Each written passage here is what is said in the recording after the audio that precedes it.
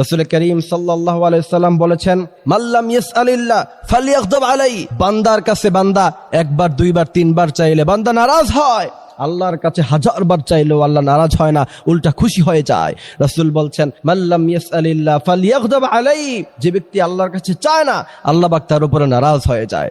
সুবহানাল্লাহি ওয়া বিহামদিহি সুবহানাল্লাহিল আযীম। এজন্য সে আমলটির কথা, যে আমলটির কথা আমরা বলছিলাম, সে আমলটি হলো, আপনার যখন হঠাৎ টাকার প্রয়োজন হবে, প্রথমে আপনি উযু করবেন, 2 রাকাত নামাজ পড়বেন, নামাজ পড়ার পরে 19 বার পড়বেন আউযু বিল্লাহি মিনাশ শাইতানির রাজীম, আউযু বিল্লাহি মিনাশ শাইতানির রাজীম, 19 বার পড়বেন। 550 বার পড়বেন সুবহানাল্লাহি ওয়া বিহামদিহি সুবহানাল্লাহিল আযীম, 550 বার সুবহানাল্লাহি ওয়া বিহামদিহি সুবহানাল্লাহিল আযীম পড়বেন। 21 বার সূরা ইখলাস তেলাওয়াত করবেন।